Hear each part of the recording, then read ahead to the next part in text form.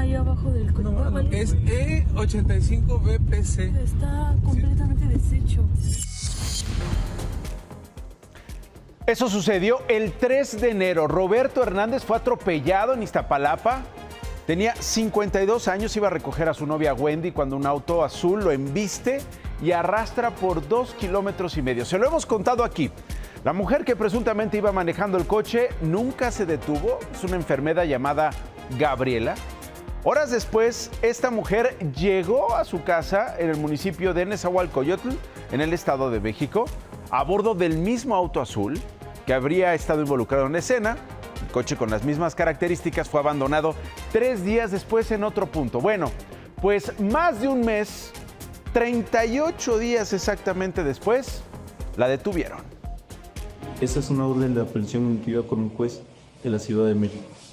En esa orden, usted está siendo imputada por el delito de homicidio calificado. La imputación significa una acusación. Fue en Oaxaca y así es como agentes de la Policía de Investigación de la Ciudad de México detienen a esta mujer 520 kilómetros de distancia de donde ocurrió este asesinato en el municipio de la heroica ciudad de Ejutla de Crespo, en este estado del sur, en Oaxaca, entre la noche y la madrugada del día de hoy. Actualmente, la presunta agresora está en el Centro Femenil de Reinserción Social de Santa Marta, Acatitla, donde se va a determinar su situación jurídica. Le repito, va a ser juzgada por homicidio calificado. En este noticiero hemos tenido comunicación constante con los familiares de Roberto. Hoy platicamos con su mamá y con su pareja sobre qué representa esta noticia para ellos. ¿Qué le dirían a Gabriela hoy detenida? Mucho sentimiento porque me arrebató lo que más quería. Y la verdad, no comprendo por qué tanta maldad. Deseo que todo el peso de la ley caiga sobre ella. Que la juzguen, que pague lo que tenga que pagar. Estamos más tranquilos. Hubiéramos querido que fuera desde un principio, pero pues agradecemos que por fin ya llegó la justicia. Ante la ley y por ley, o sea, debe de haber alguna reparación del daño económica, pero honestamente no me interesa. A mí lo que me interesa es lo que está sucediendo ahorita, que la detuvieron, que pague lo que tenga que pagar y donde tenga que pagar y el tiempo que lo tenga que pagar.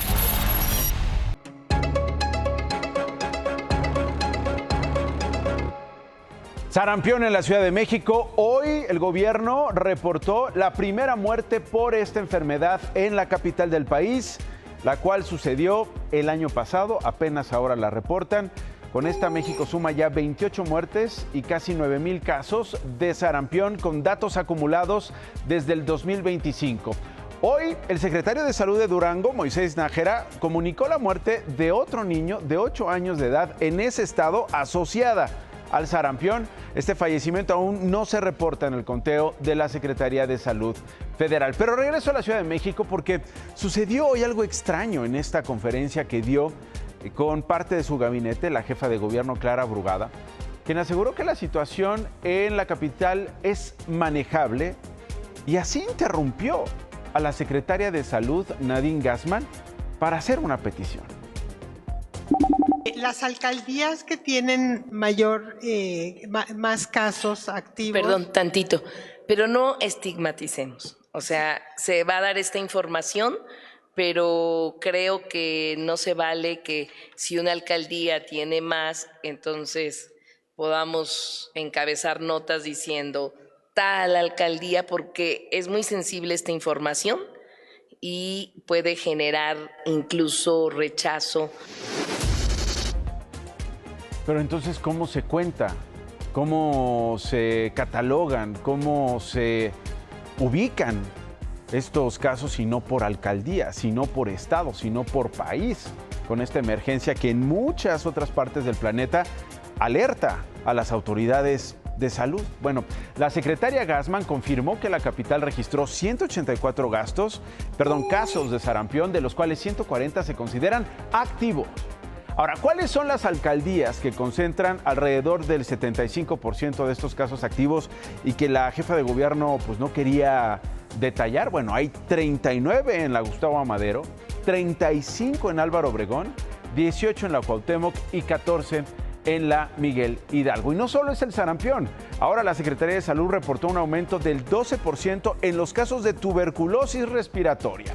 Informó que del 25 al 31 de enero de este año se registraron 334 casos, con lo que suman ya 1,289 en lo que va del 2026. En su boletín epidemiológico, la Secretaría reportó un aumento respecto al mismo periodo del año pasado, cuando apenas se contaban 1,151 casos. Los estados donde hay más contagios por esta enfermedad son Veracruz, Baja California y Chiapas.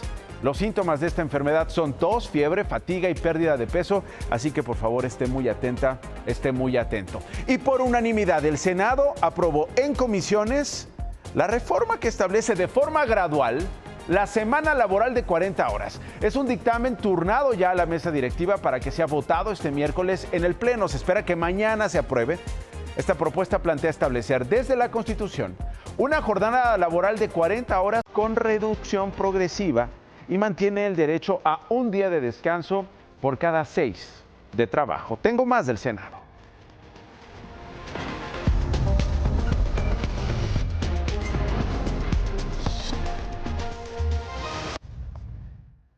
Y esa es la de hoy, con lágrimas de cocodrilo con tinte.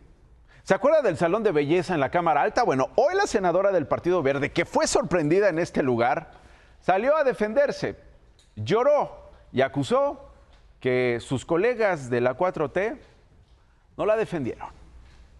Y tiene un costo. Efectivamente, el fuego amigo por la estética VIP en la Cámara de Senadores le trajo un costo, pero político, a la senadora del Partido Verde, Juanita Guerra, quien hoy se animó a romper el silencio. Solamente en 3 ocasiones. 3 ocasiones desde hace un año que me invitaron. Sí lo pagamos. Fue únicamente 500 pesos. Las otras ocasiones fueron solamente 300 pesos. Después, rompió en llanto y con la voz entrecortada, la senadora dijo que sus compañeras legisladoras la dejaron sola. Quienes me invitaron no han tenido solidaridad. Al contrario, han dicho, ni siquiera han desconocido y han dicho que no conocen ni siquiera el lugar cuando ellos me invitaron. Y pues ya con el tinte, o mejor dicho, la daga incrustada, echó de cabeza a quienes le invitaron a usar el servicio de belleza. Pero como dice el dicho, se dice el pecado, mas no el pecador. ¿Quién le invitó a usted a ese servicio? Unas compañeras del grupo parlamentario de Morena. Quien haya hecho la invitación a todas las demás de los distintos parlamentarios tendrán que decir quiénes fuimos invitadas y quién instaló ese. Y las morenistas, en montón, volvieron a negar algún vínculo con la estética. Las han mal informado. Las han mal informado. Hablemos de la reforma laboral. Ya hablamos de ella, pero lo que queríamos saber es eso. Absolutamente falso. ¿Nunca lo usaron? Absolutamente falso. Como Judas negó a Jesús 3 veces, pero la senadora Juanita les respondió con una cita bíblica. Y quien levante la piedra o aviente la piedra, quien está libre de causa. Mis compañeras no han sido solidarias.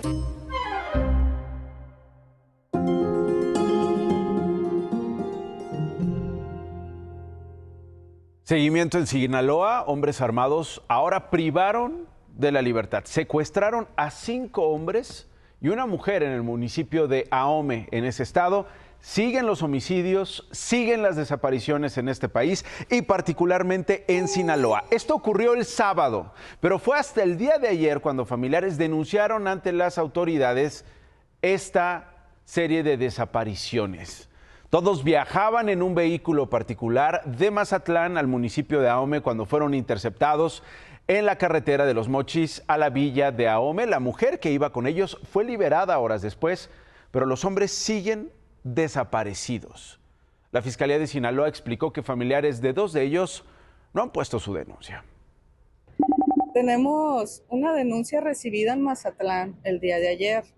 en donde se menciona la privación de 3 personas en Ahome, que pudiera estar relacionada. Es la que estamos checando que pudiera tener relación con el asunto que me comentan, porque fue el hecho en Ahome. Voy a checar de las otras 2 personas, pero la que tenemos son 3.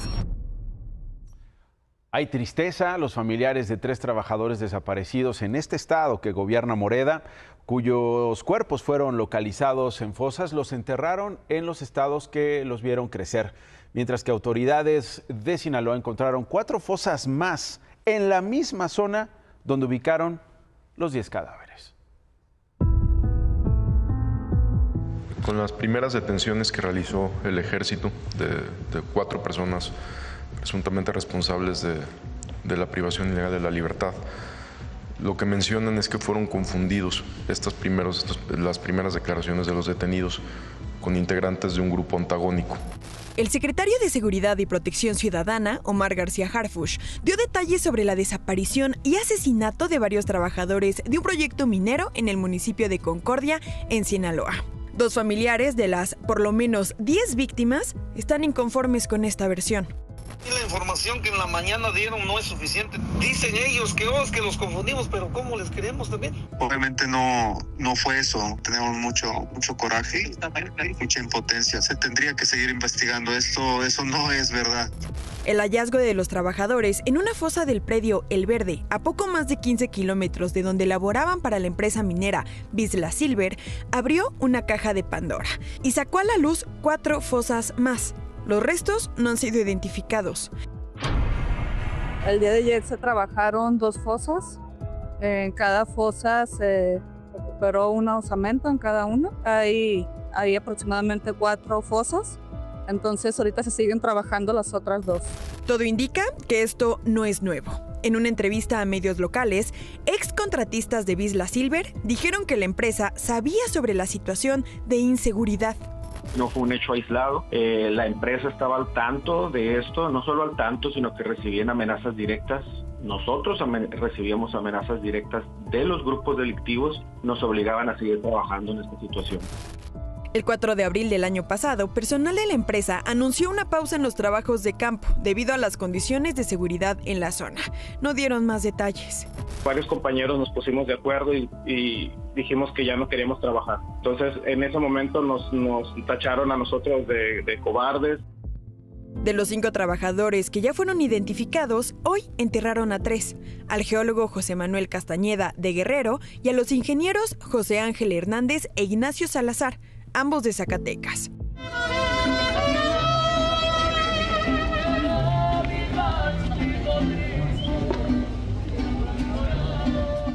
Aún faltan 5 por reconocer. Juan Pablo es uno de ellos. Sus familiares dicen que no se van a rendir hasta que lo encuentren. De una vez que si lo que es bueno o es malo, pues, pero yo quisiera saberlo, pues, de una vez. Porque pues estoy en angustia, pues, que buscando a mi hijo y no me dicen nada. ¿Y hasta cuándo le dirán? ¿Hasta cuándo le darán noticias? ¿Hasta cuándo la van a contactar para decirle cómo van las pesquisas y dónde están buscando a su hijo? De ella y de los demás familiares, por supuesto. Me voy a Sonora y trabajadores y representantes de la industria minera están convocando a una manifestación de las oficinas de la Asociación de Ingenieros de Minas, Metalurgistas y Geólogos de México a la Catedral de Hermosillo el próximo sábado. Pero no son los únicos. Estos se suman a otros casos mediáticos y masivos que han ocurrido en Sinaloa en lo que va del año, como el de los 4 turistas originarios del Estado de México privados de su libertad en Mazatlán el 3 de febrero. Una mujer y una niña que los acompañaban fueron abandonadas con vida. ¿Cómo olvidar el caso de la influencer Nicole Pardo, conocida como la Nicolette, también allá en Sinaloa, en un gobierno morenista? Ella fue privada de su libertad el 20 de enero en Culiacán. 4 días después fue localizada con vida. ¿Pero qué dicen las autoridades de ese estado? ¿Qué dice el gobernador? ¿Cómo olvidar lo que declaró el 5 de febrero cuando le preguntaron de lo que pasaba en Tequila y respondió así? ¿Cómo ve el asunto de Tequila? No sé lo de Sinaloa, menos lo de... No, discúlpame. Apenas lo vengo volando y ahí es donde me di cuenta. Sobre Tequila, por hechos de corrupción y posibles nexos con el crimen organizado, la Comisión Nacional de Honestidad de Morena apenas se dio cuenta que tenía un alcalde vinculado al crimen organizado. Ese partido apenas se dio cuenta que Diego Rivera está acusado de extorsionar a empresarios, de extorsionar a pequeños y medianos comerciantes, que está acusado de viajar por el mundo con su pareja a costa, pues no sabemos de qué, porque el sueldo de un alcalde no precisamente garantiza una vida de lujo, una vida turística por varios países del planeta. Bueno, Morena apenas se dio cuenta y ha iniciado ya el proceso de expulsión de Rivera, el exalcalde de Tequila, así como de Juan Gabriel Toribio, director de Catastro y Predial de dicho municipio. Ambos fueron detenidos, acusados de secuestro, delincuencia organizada y extorsión. Hubiera estado mejor que se dieran cuenta antes de volverlos, en el caso de Rivera, candidatos a Tequila. En ese municipio, el gobernador de Jalisco, Pablo Lemus, anunció inversiones por 500 millones de pesos para impulsar la recuperación económica, la recuperación social y turística del municipio. El gobernador aseguró que en Tequila se acabaron las extorsiones. Ojalá y esto en la realidad sea cierto. Encabezó una reunión donde estuvieron presentes la alcaldesa interina Lorena Rodríguez, acusada de formar parte del grupo de Rivera, la misma que le presenté ayer cantando narcocorridos y la misma que dice que no hay evidencias de extorsiones contra líderes sociales y empresarios. En Oaxaca, 3 personas murieron, otras 4 resultaron heridas luego de la explosión de un ducto de petróleos mexicanos ubicado en el paraje Loma Larga del barrio de La Soledad, que pertenece a Matías Romero. Según autoridades, el accidente sucedió cuando se realizaban labores de limpieza de tuberías. El estallido también habría provocado un incendio en una estación de rebombeo cercana. La zona finalmente fue acordonada por personal de Petróleos Mexicanos y elementos de la Marina. Esta noche se confirman 2 cambios en embajadas de nuestro país. Hoy el canciller Juan Ramón de la Fuente anunció los nombramientos de las próximas embajadoras de México en Belice, Luisa Vallejo, y en Guatemala, Luz Elena Baños.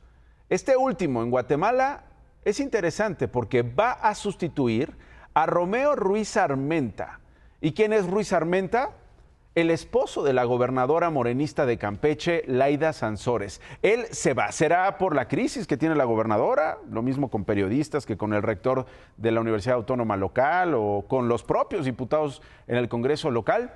No sabemos, pero estos movimientos ya se dieron a conocer y esperaremos que el Senado los confirme. Regreso a nuestro país. Esto sucedió hace unas horas en una tienda de vinos y licores en Coatzacoalcos, Veracruz. ¿Por qué es importante? Porque es el reflejo de lo que ocurre todos los días, a plena luz del día. En este caso, en una de las principales avenidas de esta ciudad veracruzana, pero que puede ocurrir en cualquier ciudad de la República Mexicana, sin que a tiempo lleguen los policías a defender a los afectados. El guardia de la licorería El Vikingo de Coatzacoalcos, Veracruz, observa a un motociclista fuera de la tienda. Abre la puerta para intentar protegerse de un hombre que le dispara. Cae al suelo y se cubre el abdomen. El agresor trata de disparar. El arma falla, cruza la puerta. No se rinde. Pretende destrabar la pistola. Su cómplice aguarda en una moto. Vuelve a apuntar, pero no salen balas. El guardia aprovecha y se arrastra al interior de la vinatería. El arma se resiste, pero el sicario no se rinde. Recoge algo del suelo y entra al local. Se toma su tiempo y por fin destraba la pistola. Vuelve a apuntar. Se acerca al vigilante y al parecer le dispara. El hombre y su cómplice huyen. 40 segundos, duró el ataque. Y para variar, en Veracruz hay poca información sobre esto que le acabo de mostrar. Lo que sabemos es que el vigilante agredido llevaba apenas 4 días laborando en el establecimiento, que habría recibido atención médica después del ataque, pero hasta ahora ni el agresor ni su cómplice han sido detenidos.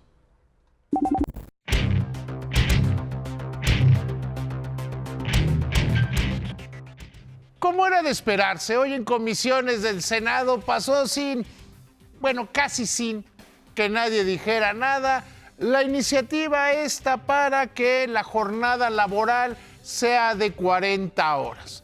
Una jornada laboral que sería de 40 horas, disminuyéndole 2 cada año hasta llegar al 2030, con solo un día de descanso.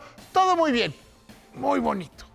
Qué bueno que se esté reduciendo la jornada laboral, porque alguien podría decir, somos el país de la OECD que más horas trabaja, y eso podría ser injusto.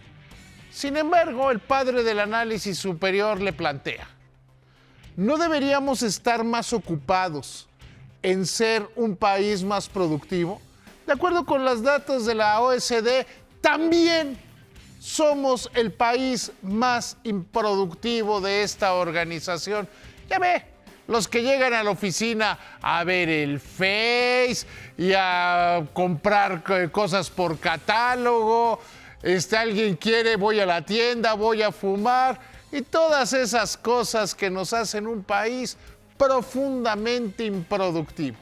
Échame la cámara. Qué lamentable es que Petróleos Mexicanos siga teniendo accidentes. Pero es indignante, Nacho, la poca solidaridad de la dirección de Pemex con los afectados por estas tragedias. Hoy la presidenta de México informó que los homicidios dolosos se redujeron 42% a nivel nacional de septiembre del 2024 al pasado mes de enero de este año, al registrar un promedio diario que descendió de 86 a 50 víctimas, es decir, 36 asesinatos menos por día. Más noticias. La presidenta Claudia Sheinbaum encabezó la ceremonia por el 111 aniversario de la Fuerza Aérea Mexicana, donde se reafirmó el compromiso de servir al pueblo y proteger la soberanía nacional. El vicealmirante Manuel Farías, implicado en el huachicol fiscal, envió una segunda carta a la presidenta Claudia Sheinbaum para denunciar que la Secretaría de Marina se niega a entregar la información para su defensa. La ministra Lenia Batres asumió de manera provisional la presidencia de la Suprema Corte de Justicia de la Nación, debido a que el ministro Hugo Aguilar se encontraba en una comisión oficial. Gracias por elegirnos. Hasta mañana.